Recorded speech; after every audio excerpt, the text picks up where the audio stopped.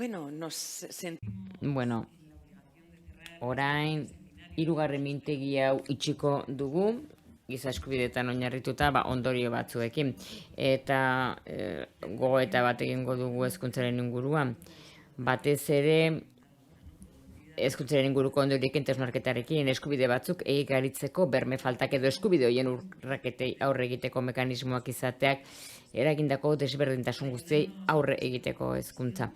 Hausnarketa horretan laguntzeko gurekin Arantza Atxaren laguntza izango dugu bideo dei baten bitartez, hemen dago kaixo Arantza Atxa da, esan dudan bezala atzo hemen egontzen aurrez aurre.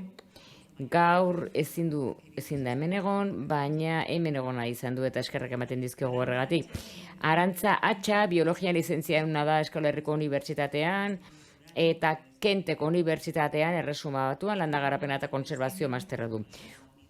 UNESCOk Indonesian, Ekialdeko Timorren, Filipinetan eta Vietnamen duen bulegoko ingurumen zientzien unitatearekin lan egin du 7 urtez, eta ondoren kontsultora gisa 2014 geroztik lan egin du herrialde horietan, esaten anitzen bezala, 2014 geroztik Arantza UNESCO etxeako zuzendaria da Euskal Herriko UNESCO zentroa.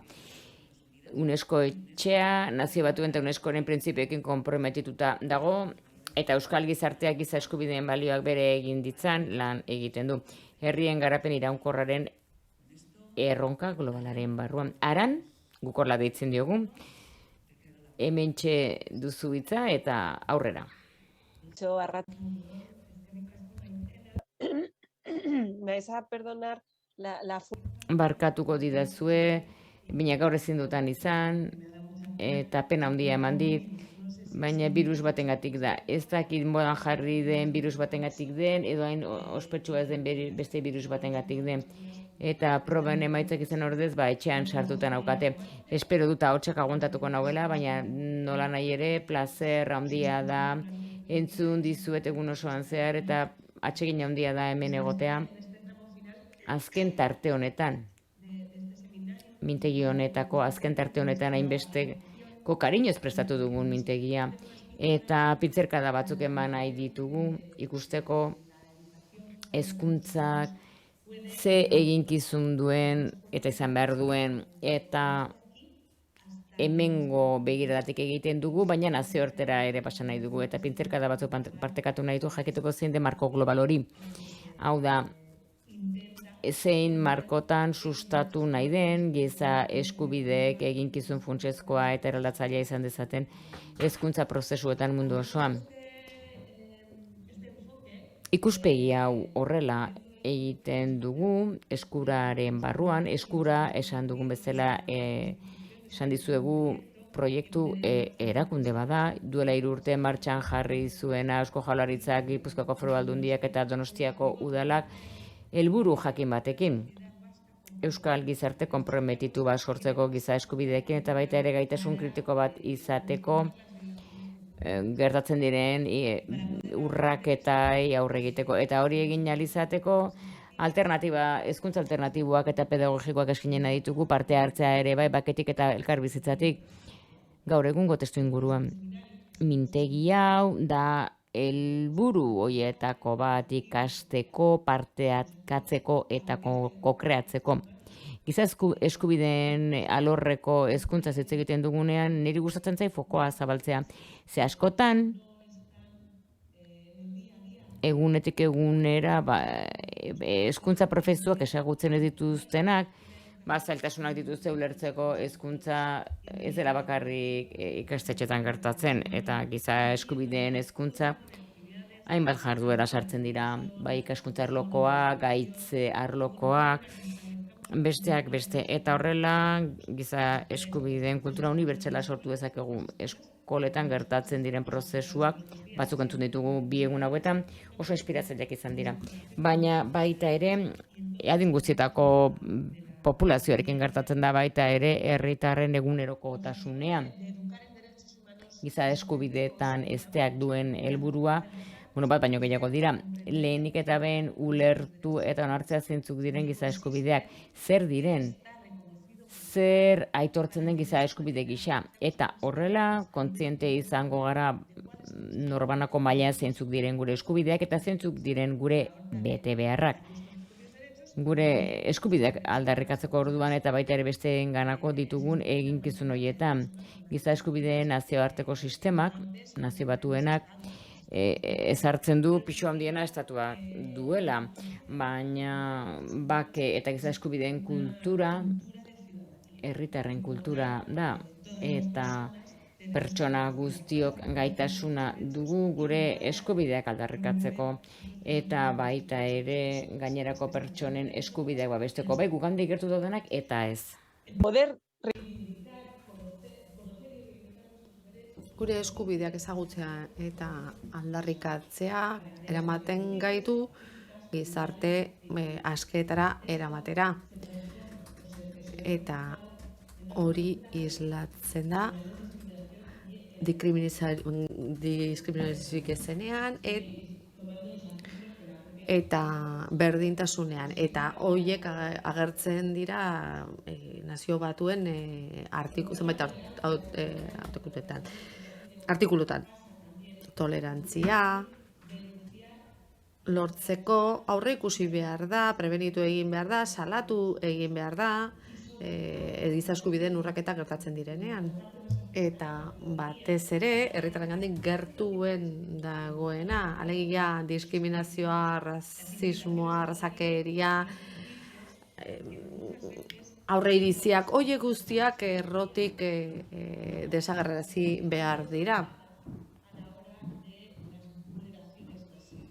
Ze horiek eramaten gaituzte bestelako urraketa larriagoetara ere. Laburbildu nahiko bagenu, zer esan nahi du gogoan hartzea giza eskubideak? Edo horretarako ikusi behar dugu zeintzuk diren talde zaurgarrienak, ezta? Baina zaurgarri esaten dugunean badirudi gainera etorri zaion zerbait dela. Ez kolektibo bati gainera etorri zaiona, ez dakit jatorriagatik, arrazagatik, adinagatik, etniagatik, eta barrez, baina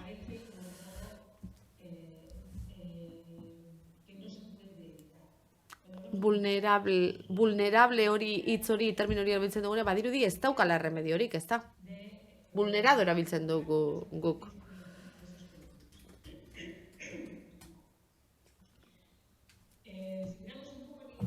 Pixka bat nazioartera, begira jartzen baldin bagea, 2004an, horre hezkuntza mailako gutun bat onetsi zen, giza eskubidei begira, eta hor nahi dena da, jarduera bat sustatu nahi da estatuetan, baina baita beste eragileen aldetik, sektore guztietara eramateko heziketa hori, giza eskubideen ingurukoa alegia. Programa horrek fase ezberdinak izan ditu, lan fase ezberdinak, lehen etapa 2005-tik 2009-ra, lehen eta bigarren hezkuntzan zentratu zen, eta hor gomendioak argitaratu ziren, jardunbide egokiak, jarraibideak, politika publikoetarako, hezkuntza kurrikuluetan eta bar. 2010-tik 2014ra goi mailako hezkuntzan zentratu zen, prestakuntzan, beti ere irakaslei begira eta bar. Aipatu da, jardunaldi hauetan nola askotan, hezitzaileek ez daukaten nahikoa ezagutza, nahikoa baliabiderik ikasgelara eramateko giza eskubideen inguruko heziketa hori. Hori mundu zabalean herrialde guztietan gertatzen da, eta horretikan nazio batuen erakundea hor zentratu zen. Hirugarren etapan, hirugarren fasean, hedabideetako profesionalekin lan egintzen, eta hor daukagu Maitena, ez da, oso adibide interesgarria da, ze argi geratzen da nola komunikatzaileek gaitasuna daukazuen eta bete beharra ere bai ikuspegi hori txertatzeko, ez da, kaltetuak izan diren talde hoien ingurukoak, ezta? Eta hori egunero egin beharreko zerbait izango da, ez? Albisteetara eraman behar da hori, ez? Esan behar da nola eragiten dien kolektibo ezberdinei. Laugarren fasean sartu gara, programa horren baitan, eta ez da kasualidadea, fokoa gazterian jarri dute Nazio Batuek orain. 15 urtetik 24 urtera bitartekoetan.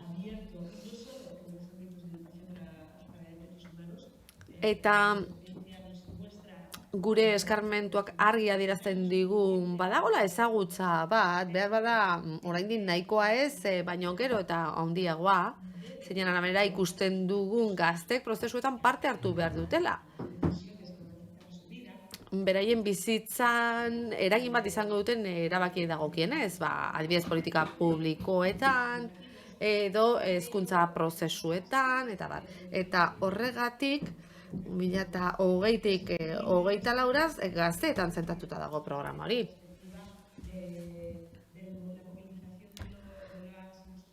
Gazten mobilizazioan ikusten dugu horren, nabarmen ikusi dugu ingurumenaren bueltan, eta hor badago erronka bat polita, interesgarria.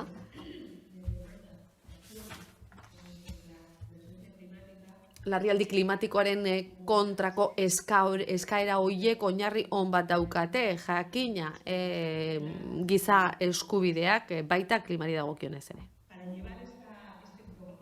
Programa hori aurrera emateko Nazio Batuen Erakundeak alderdi ezberdinak aipatzen ditu, eta nik uste dut interesgarria ditzatekela horiek zuekin partekatzea.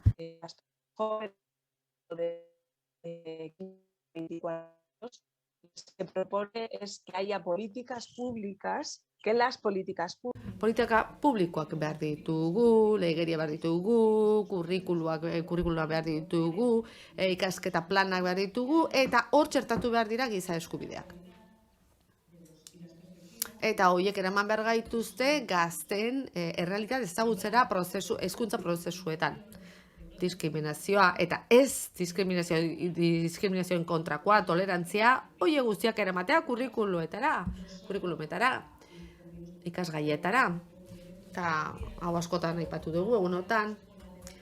Hor ez dugu, pixka bat alboko jardueretan geratu behar, ez kurrikulumera ere eraman behar dugu. Eta adi egon behar dugu nola urrak eta horiek gertatzen diren baita ere gazten artean. Eta nola gertatzen diren? Lan horren zati bat egiteko jardunbide egokiak definitu beharko ditugu, eta eskuran jakina oso adi jarriko gara ikusteko horiek nun dauden, eta horiek Euskadira ekartzeko, gure errealitatera ekartzeko. Eta hala, jauzi bat eman izateko, presentzia areagotzeko, hezkuntza esparruan giza eskubidei dagokienez. Baita ere, aldarrikatzen da hor espazio esformaletara joan behar dugula, heziketan ikuspegitik, ikusi beharko da nola kolaboratu gizarte zibilarekin, bati bat gazten taldeekin, nola eman baliabideak, prestakuntza, parte hartzea. Beti ere, giza eskubideak aldarrikatzeko helburu horrekin, ezta? Eta gero aitortza bat egin beharko zaie gaztei lan hori egiten dutenean. Nazio Batuen erakundeak bestelako osagaiak ere aipatzen ditu, politiken koherentziak adibidez, hori da erronketako bat, ez? Agenda 2030 agendaren erronka bat da, adibidez. Heziketa ez da bakarrik hezkuntza sailetatik egiten, ez? Goizean ingurugelen esperientzia ezagutu dugu, ez? Koherentzia politikoa adierazten baitu. Departamentu sail ezberdinek elkar hartuta lan egiten dute jasangarritasunaren bidean. Politika soziala lantzen dituzten sailek horregon beharko dute, baita ere aniztasuna sustatzen dutenak, bakea sustatzen dutena, violentzia prebenitzeko, indarkeria prebenitzeko lan egiten dutenak, eta baita ere genero berdintasuna, eta emakumeen kontrako indarkeriaren inguruko lana egiten dutenak. Eskurak parte hartu du UNESCO etxeak parte hartu du eskuran hasieratik, eta gomendio hoiek, Nazio Batuetatik datozenak, aipatu programa horrek ematen dizkigun gomendio horiek errealitatera eraman nahi ditugu, eta horren berri eman nahi dizuegu, zuek erabiltzaileak izan zaitezten, eskuraren erabiltzaile, alegia. Bertatik eta etxetik entzuten ari zaretenok, sentiberatasun berezia daukazue giza eskubideak sustatzeko. Eta horregatik uste dugu oso garrantzitsua dela ondo ezagutzea gu egiten ari garen hori. Goza dezazuen eta aprobetxatu dezazuen. Zer egiten dugu? Baliabide pedagogikoak biltzen ditugu, baita euskarriak, jarduera egokiak ere hezkuntzan, gizarte parte hartzean, eta bar. Eta hori mediateka batera eramaten dugu, horko materiala erabili dezakezue, aieteko jauregian dago, eta online ere, jakina, erabili dezakezue, beste liburutegiekin lotuta dagoen materiala da hori. Beraz, hezitzaile garen aldetik, edo gizarte zibileko kide garen aldetik, edo arlo akademikoak, jo dezakegu zuzenean baliabide jakin horretara, baliabide zehatz horretara. Baliabide pedagogikoak sortzen ditugu, zati hori txikiagoa da, ze orain arte biltzen aritu izan gara, esperientzia oso interesgarriak baitaude, baina baliabide zehatzak berezituak sortzen ditugu, hor ikusiko duzue gure gida joan den urtean prestatu genuena, Paloma Viejorekin batera. Gorrotoaren diskurtsoa ulertzeko gida deitu diogu, horri guk sortu dugu, eta benetan gomendatzen dizuet irakurtzea, iruditu zait, zoragarria. Behin baino gehiagotan aipatu da, Jaiok aipatu du, Jose Manuelek aipatu du, gorrotoaren diskurtsoa gora egin du, manifestazio homofoboek gora egin dute, eta horrek oso kezkatzen gaitu, eta behar bada gida honi esker gako batzuk ulertzeko gai izango gara. Baliabide horien berri ematen dugu,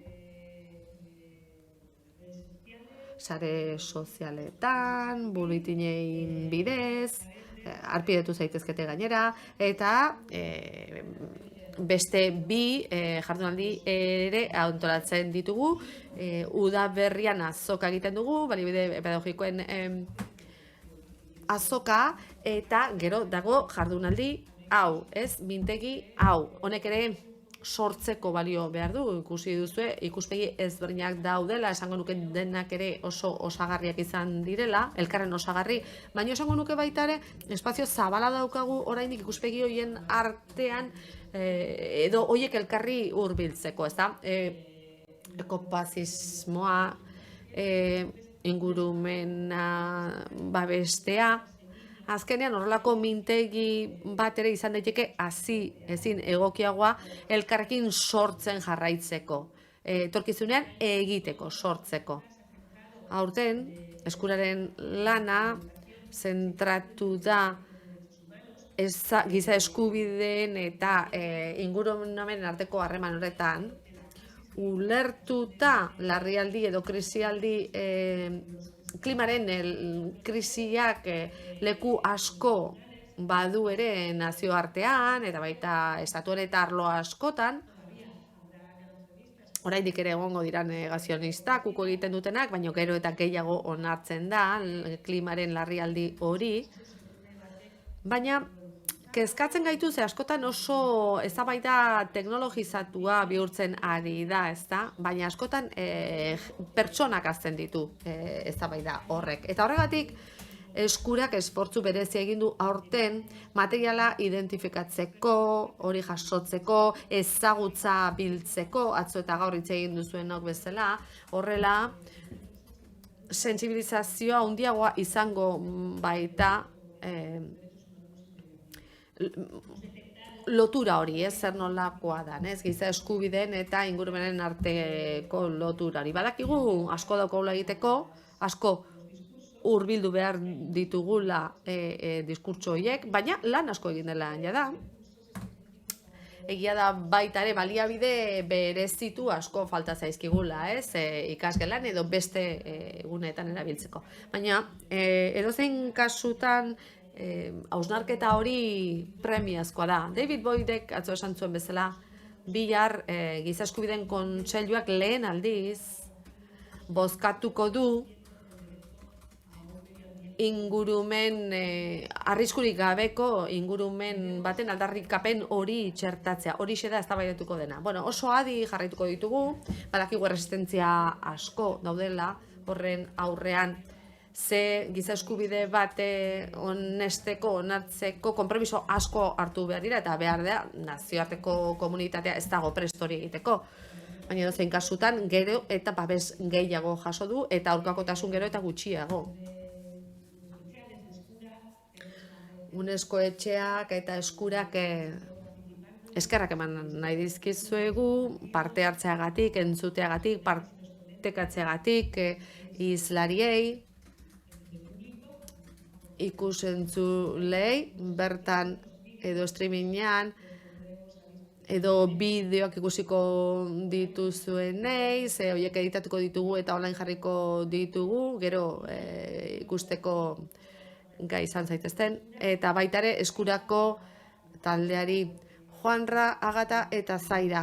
Mila esker, egin duzuen ahalegin horregatik, kursaleko teknikariei eta itzultzaileei plazer handia izan baita espazio hau partekatzea. Zenbat hausnarketa sortu den, zenbat hausnarketa partekatu den, eta gero, bueno, ekintzetara eraman nahi duguna. Galderari balego, pozik erantzungo ditut. Eta Maitena, eskerrik asko zuri ere, ezin naizaztu. ¿Alguna pregunta que quieras lanzar? Badago galderarik? No, harrituta utzi duzu, baina informazio eman diezu, ez bai, nekatuta, ez da? Bai, badakit. Bueno, nik uste dute bi egun hauek oso trinkoak izan direla, ekarpen asko egon dira, danak lotura zuzena eduki dute, eta ez dut esaten bakarrik hemen eszenatoki honetan nagoelako. Baina posible litzateke hemen parte hartze handiagoa egon baita aurrekoetan, baino posible litzateke hau normalizatzea eta ulertzea hau denoi dagokigula? Denoi eragiten digula? Bueno, behar badak gehiegi izango da herritar guztiok hori partekatzea. Behar bada hau urruti gertatzen zaie herritarrei, baina beste espazio batean klima aldaketari buruz hitz egin genuen eta giza eskubidei eta, bueno, badirudi ez daukatera zer ikusirik, ez, bata bestarekin. Baina Jaioren adibidea jarri genuen Filomena hurakanarena, ze izan da eragina Cañada Real, oso kaltetua, eta energiarik gabe geratu zena, elikagairik gabe geratu zen, etxebizitzarik gabe geratu zen, azken batean. Gai baldimagara honetan lanean ari garenok azaltzeko en realitate hori horrek nolabaiteko eskubide urraketa bat dakarrela, behar bada hor egingo dugu jauzi hori, ez herritarrengana iritsiko gara, beraien edo eguneroko hizkuntza erabiliz. Bai, erabat ados. Bai, egia da, maila teorikoan, bueno, asko garatzen ari direla gauza hauek, baina urrundu egiten gara askotan, ez, bestelako publiko batzuetatik, ez, beste hizkuntza sinpleago bat eskatzen dutena, eta hori era askotara kontatu daiteke. Tira, aran, hartu atxeden, mila esker egin duzun ahaleginagatik, hemen egoteko gurekin, eta laster arte. Txalo bero bat horixe.